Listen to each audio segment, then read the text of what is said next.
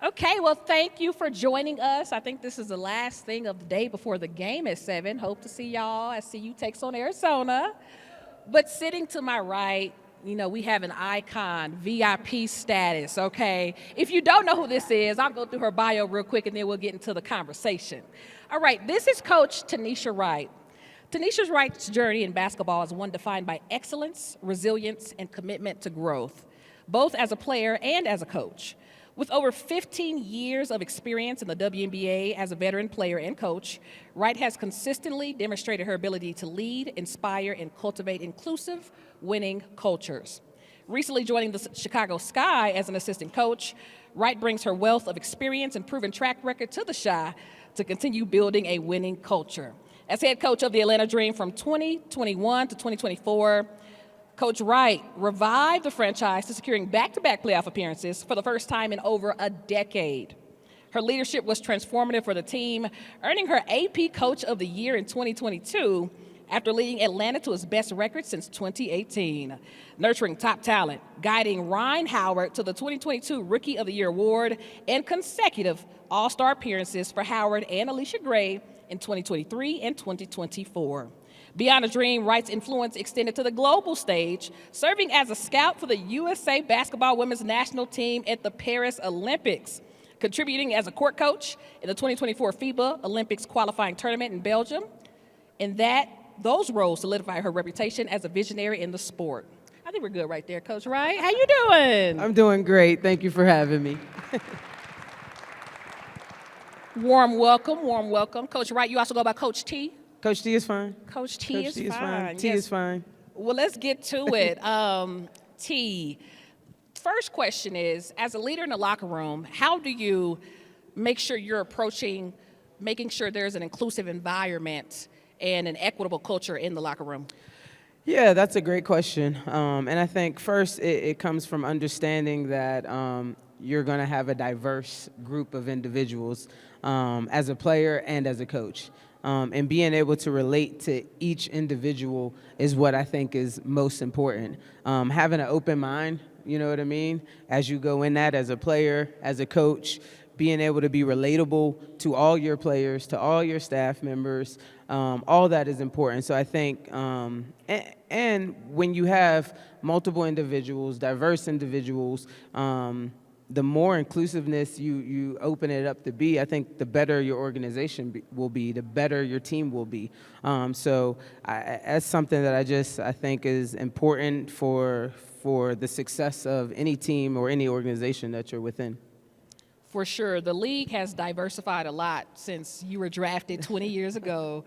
How was it coming into the league as a young African-American woman in 2005? How was it? What were the, obstacles you had to face headed into the league at that time? I think during that time, less about, being a young black African-American, because our league is majority black women in general, you know what I mean? I think it's 75% made up of black women. I think it was more the idea that women were here, right? There was a space for women to be able to be here in the United States. As some of you may know, it looks like a lot of you are basketball fans out there.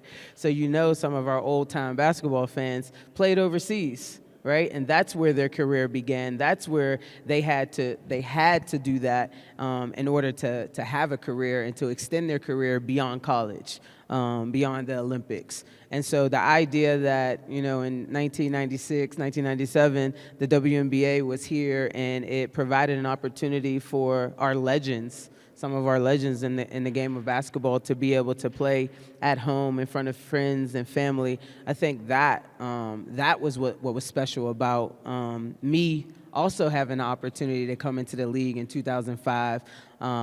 I think 8 years in, right, and be a part of this league that has grown so tremendously and where it is now. Absolutely. The league is indeed growing.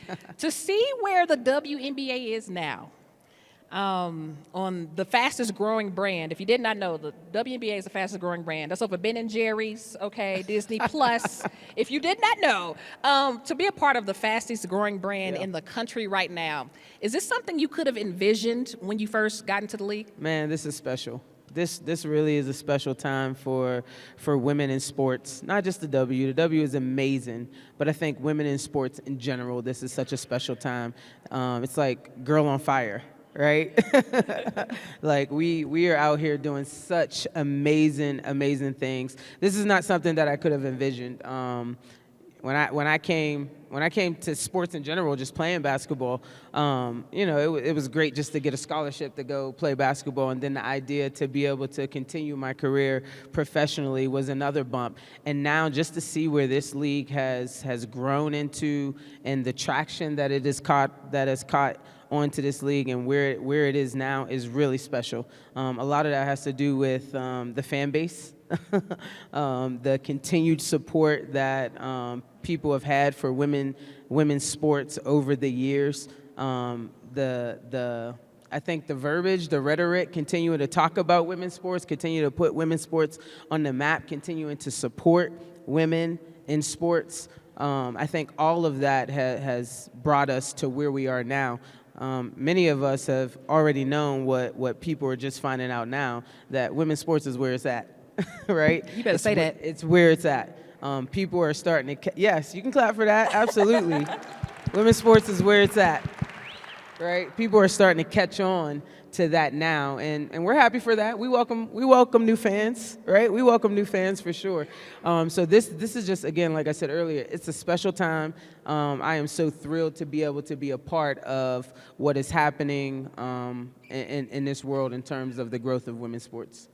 Absolutely. On that same note, you hinted earlier about playing internationally and the sport growing.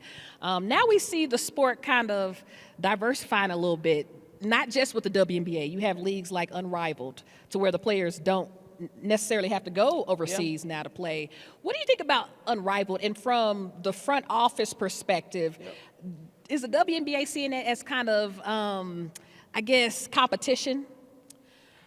I don't think it's seen as competition. I think it should see it as more collaboration, right? I think anything that is helping the women, the game grow, right, is a great thing. Again, the idea that our players and players in general don't have to take their talents overseas anymore in order to make a great living. I think that is something that we all need to applaud and be a part of, and want to be a part of, and want to collaborate. It means that the players are able to stay home. The players are able to develop here, right here in the United States. The players are able to build a living and create a career. They can do things off the court, brand building. There's so many different things. So I think what Nafisa and Brianna Stewart is doing right now in Unrivaled is amazing, creating that league, and I think it's going to continue to grow. I know it's getting a ton of traction as well. People are loving it. I for one, enjoy watching this style. It's different than 5-on-5, right? But it's a great style. It's a fast pace, and you get to see our players. It provides an opportunity for fans to see the players year-round now. Right, so you're used to only being able to see them from April to October, and now there's a hiatus, they get a break, they start back up, and you get to see them again, some of your favorite players. So I would say more collaboration than it is competition, and I think that's what's going to continue to be needed as we continue to grow the game. We have to look at it as we want to collaborate with one another rather than compete against each other in this form.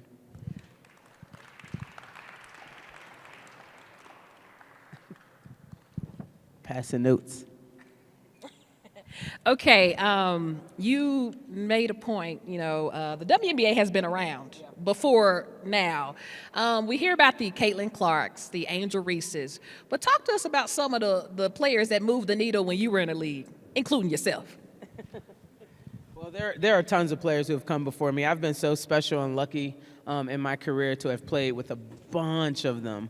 I played with Tina Thompson. I was able to play with Cheryl Swoops. I played with Yolanda Griffith. I mean, there's so many different players. Watching Cynthia Cooper as I grew up playing. Katie Smith is another one who has been around this league. There's just so many people who have, poured into this league and brought this league to where it is now. I think of the Swing Cashes, the Tamika Catchins. I think of the Sue Birds. The international players like Lauren Jackson, You know, Cheryl Miller. Like there are just so many players who have given into this league and poured into this league and built this league up. And I think the players now are taking the torch and running with it. There's no doubt about that. But they definitely stand on the shoulders of giants. This league isn't where it is today without those players and without their sacrifice, because they were the ones who had to go overseas for years and years and years before this league came to fruition, and then being able to play here. So I'm just thankful for the opportunity to have been a part of this league, to have played in both generations. Lucky me, I came in an era where I got to play with those players, against those players, and now even these players, because I didn't retire until 2019. So a lot of these players I've also played against and played with, and so that's just a special thing that I hold near and dear to my heart, to have been a part of this lead for as many decades as I have. So it was special, for sure. Cheryl Swoops, bring back the comments, man. Bring back the Houston Yeah, comments. man. You Bunch of mentioned players. you mentioned the league being majority black, Yeah. as it has always been. But right now, we're seeing a major decrease in black head coaches. Yeah. Right now, I believe there's one for the year 2025. Why do you think that is? That's a good question. I think we talk about diversity. We talk about inclusion. I think a lot of that has to do with starting from the top. You need some diversity and inclusion from the top, because you need decision makers in the rooms where important decisions are being made. I think that's always going to be important. I think opportunities, you know what I mean?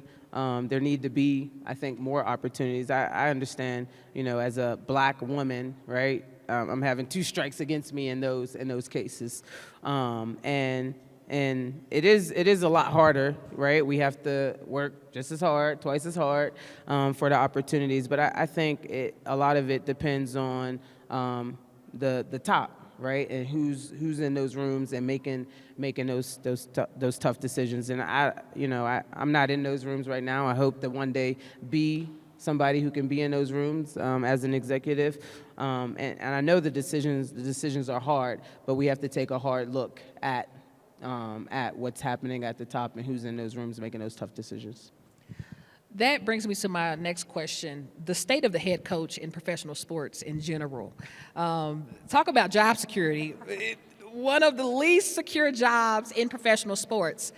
Why do you think that is? And even with guaranteed contracts, like, is there a way to have the coaches been talking about a way to combat that? You're in professional sports at the end of the day, and winning is important. You know what I mean? You have to be able to produce a product that, you know what I mean, that is a good product on the floor, and you have to be able to win. And I know that's really important. That's part of it. I think building cultures and building organizations, that's also a part of it. But understanding that this is just a part of professional sports. You take a job, you understand that, that there's an opportunity that somebody may move on from you. Believe me, I understand it. I understand it myself. And that's just a part of being in sports. And you have to have that tough skin, and you have to understand that it's not always about your performance. Sometimes it's just, we want to go in a different direction, and people have a right to be able to do that. I'm somebody who believes that what's meant for you is truly meant for you. And so if that opportunity doesn't pan out and doesn't work, there'll be a next opportunity, and you take the lessons that you've learned from those opportunities and you help them build you for the next opportunity. And so just understanding that's just a part of professional sports. For sure. I mean, you saw Luka just got traded, right? Luka did get traded. So to my again, Lakers, though. Right. This is anything can happen. You understand that anything can happen in professional sports. You continue to build, you continue to grow, and prepare yourself for the next opportunities that'll come. Ring coming to LA in 2 years. Let's backtrack a bit. We talk about working twice as hard. You started your coaching journey while you were still in the league at UNC Charlotte, while playing and coaching. Talk to me about why you made that decision, and how was that? Yeah, so that was a different situation. I don't know a lot of people that are playing and coaching at the same time, but I felt like towards the end of my career, like a lot of my responsibility was to start giving back to the players, especially the young players who were coming into the league.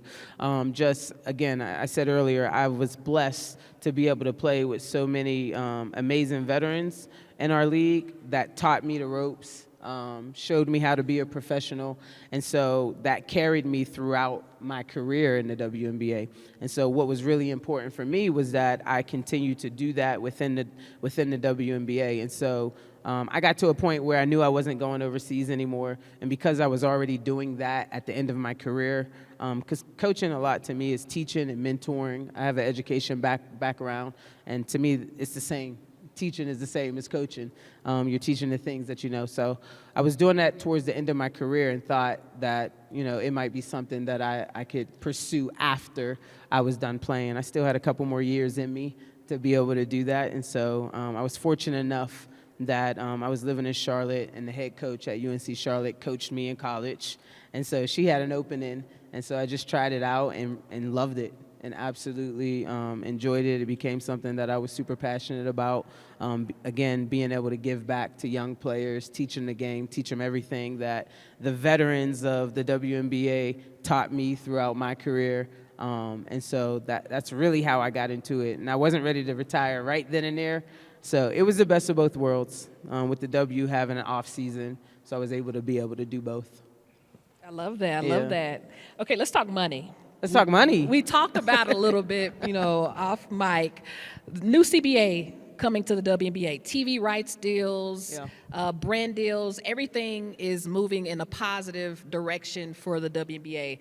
Caitlin Clark went viral because everybody was like, $75,000? That's all you make it? With the new CBA coming to the WNBA, there will be higher salaries for players. But how does that affect the coaches as well, coaches' salaries compared to the NBA? Yeah, that doesn't affect the coaching salaries Wow. at all. CBA has a lot to do, is mostly just the players.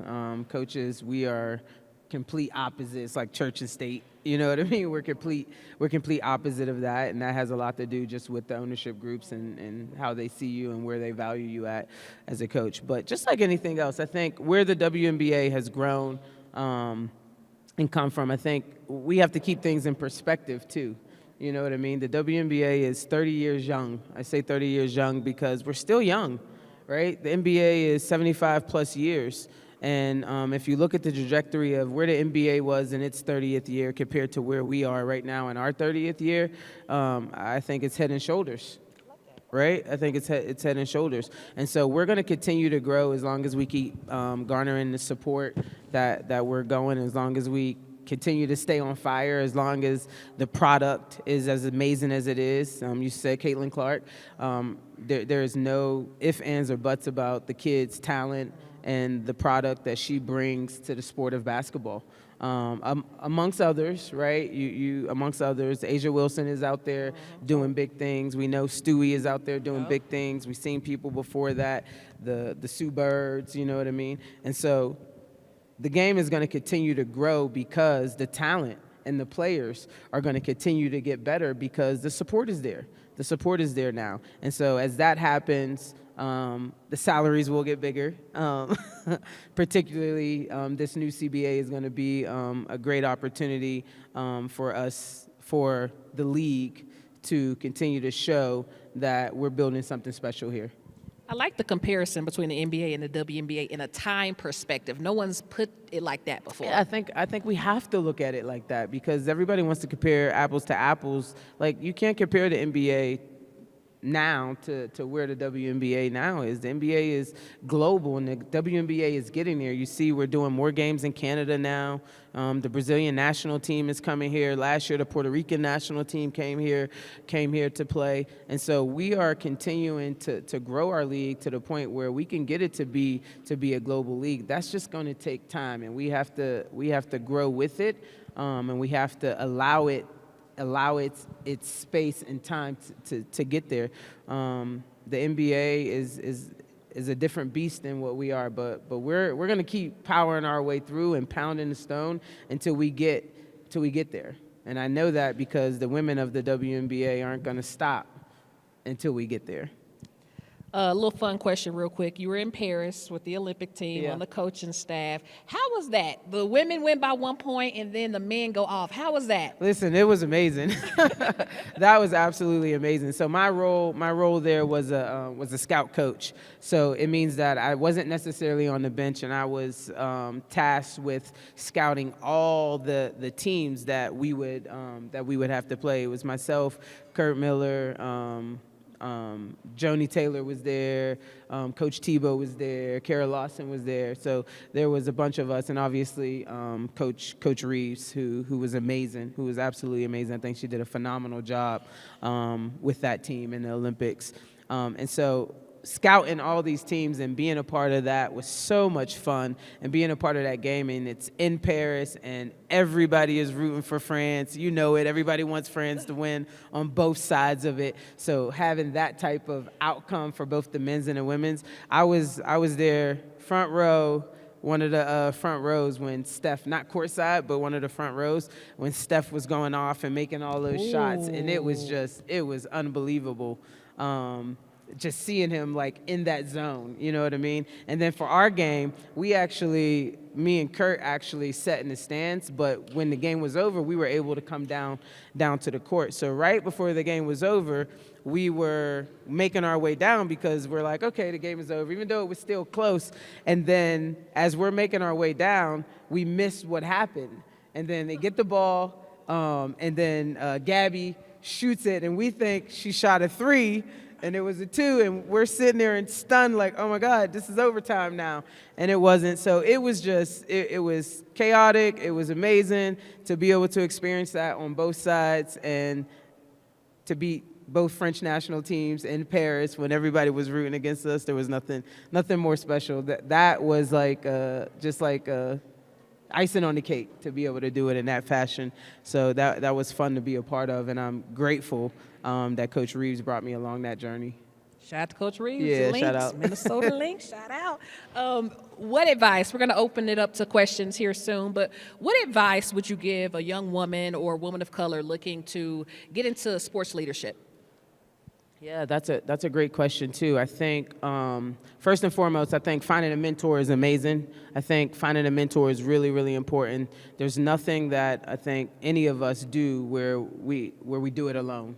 You have to have somebody in your corner. You have to have somebody helping you and bringing you up and helping you along the way. So first, I think finding somebody who can help you in that fashion, and then secondly, I think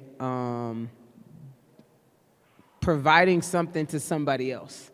You know what I mean? Mm-hmm. I think that can help you. Doing it without expecting anything back, because you learn along the journey when you're doing it that way. There's so many lessons that you can take from when you're just doing things, you know what I mean? Find things to do, be eager to help and to lend a hand. I think those are two things that are really, really important. And then continue to work your butt off.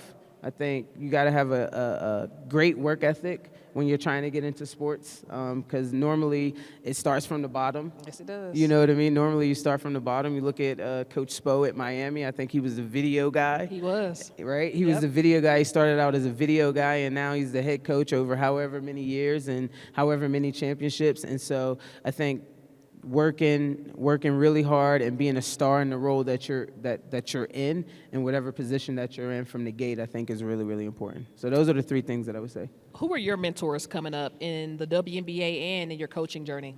Yeah, coaching journey for sure. The coaches that I played for, there's no ifs, ands, or buts about that. I learned so much, and I played for all Hall of Fame coaches. I played for Ann Donovan, God rest her soul. That was my rookie year to my third year. I had a great assistant there, Jenny Busick, who was also there. Then after that, I played for Brian Agler. Then after that, I played for Coach Reeves. I actually played for Coach Reeves for a year. After that, I played for Katie Smith. And so I just was able to take little things from each and every coach throughout my professional career.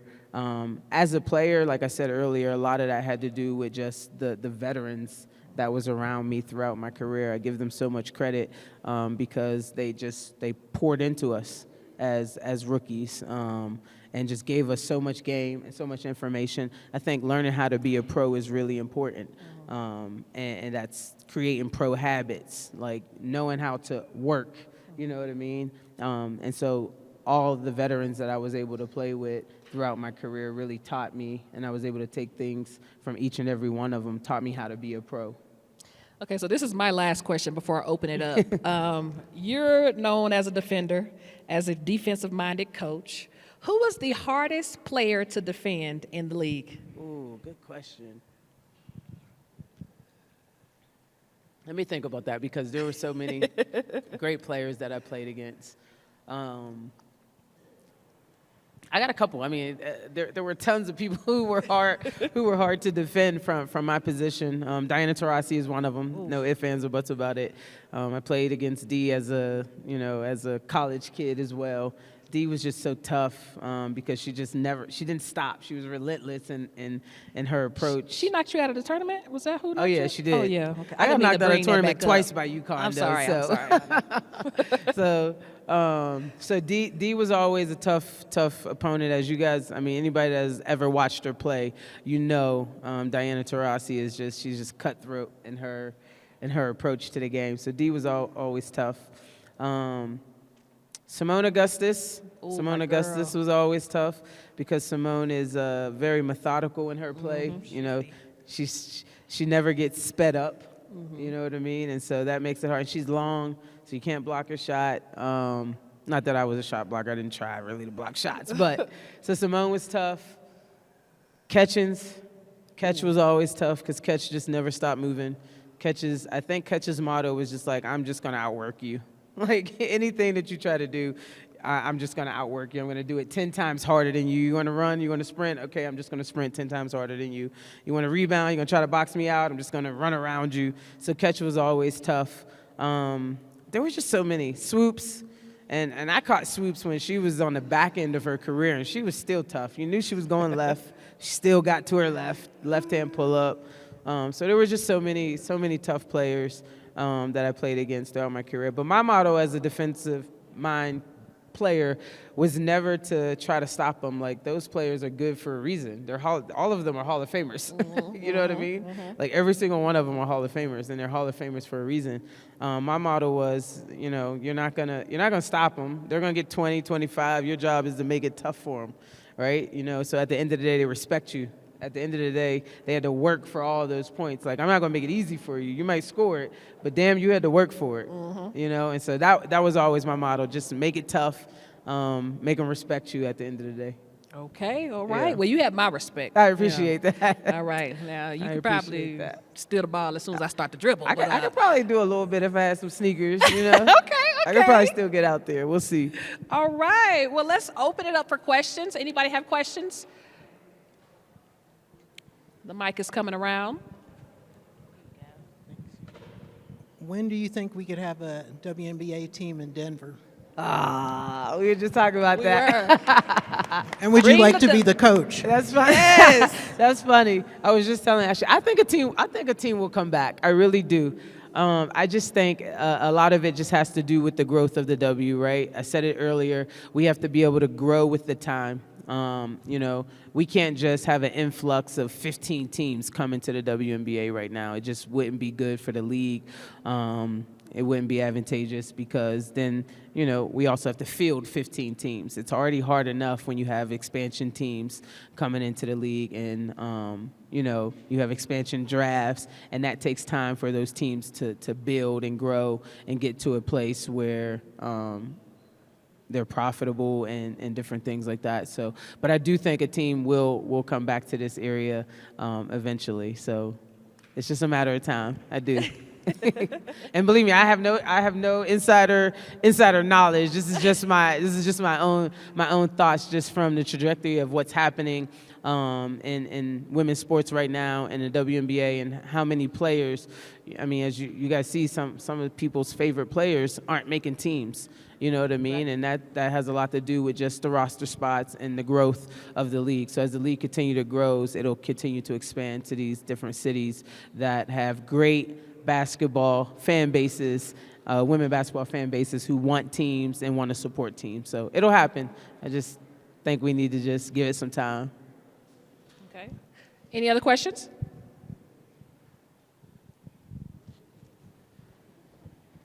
You know, you talked about being fortunate to play old school, new school, making the assumption that you might have been coached differently than you coach now just based off generational differences.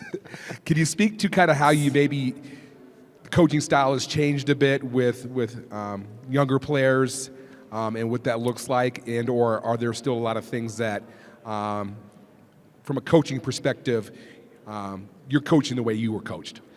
Yeah, that's a great question, right? So it's no longer being coached off of fear. You know, when I played, and I know obviously players that happened earlier to me, it was all about fear. You feared your coach.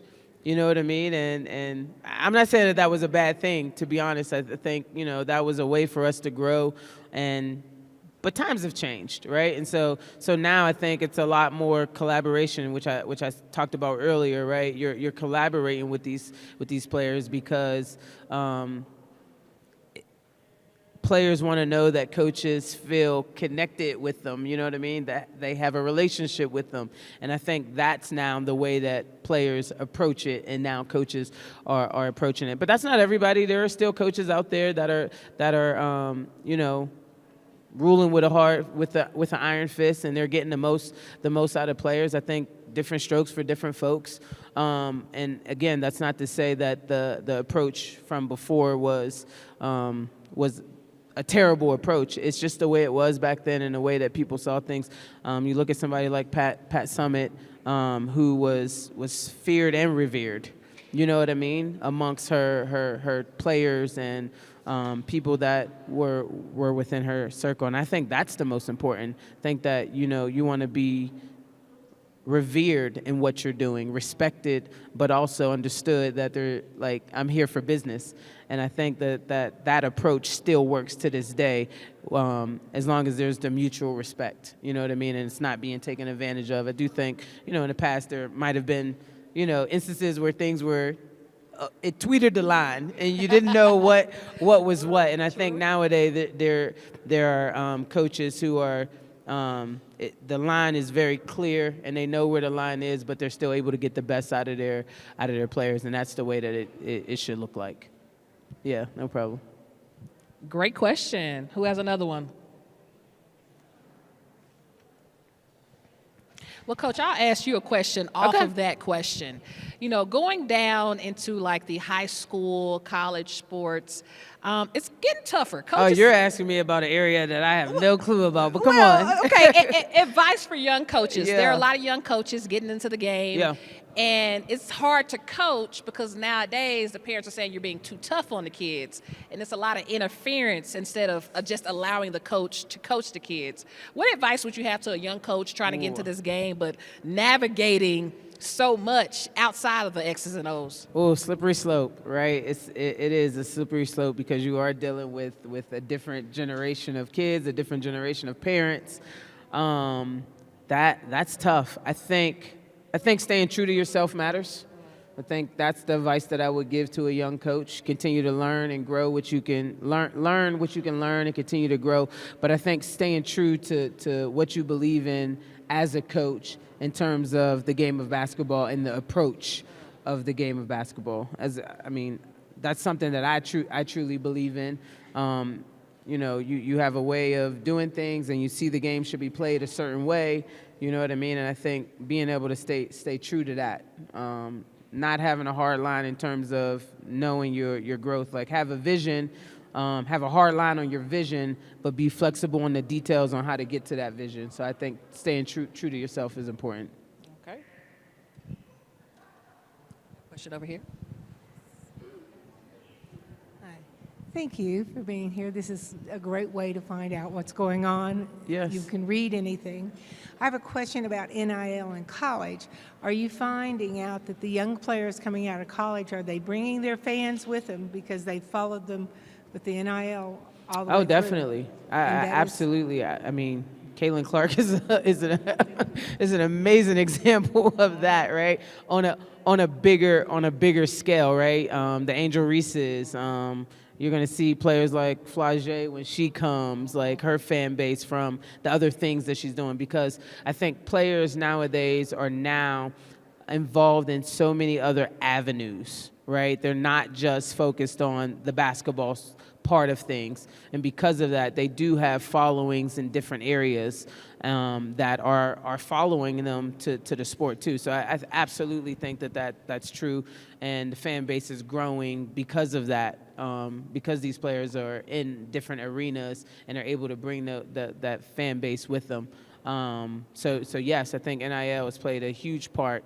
I think you'll see it with players that are coming into our league as well as players that are now in our league.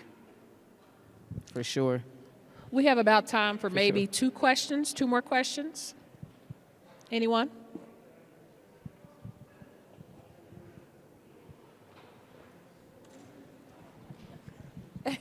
Thank you. I love this group. When do you think the WNBA will be publicly traded so we can invest? Say that again. I didn't hear. When will it be publicly traded, like on the stock Oh, market? I have no idea.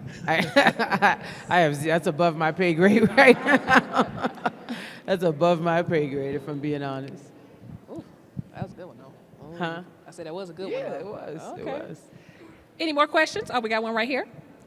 So since you're not publicly traded and we can't invest in that way, what are other ways we can invest in the WNBA for their success? I cannot hear. She Sorry. said, what are other ways we can invest because you're not a publicly traded company? Which great Oh, question. yes, great question. I think, some of the areas where, we're talking about inequalities, right? We talk about the media coverage. I think that's one that's very, very important. We talk about sponsorships.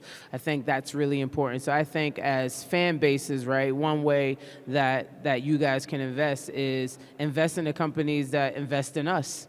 You know what I mean? Invest in the companies that see women's sports as important enough to build them up and to pour into them. I think that is one actionable way that we can invest in women's sports. So, I think Aflac was one that really stepped up for the WNBA All-Star Game, right?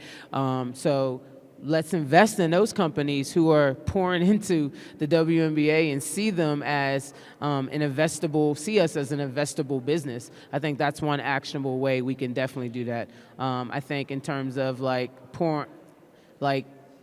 talking to your media folks about the media coverage, right? Being outspoken about wanting to have more women's sport media coverage for you to engage in women's sports. I think that's another actionable thing that we can do as just regular people to help continue to invest in women's sports in the W.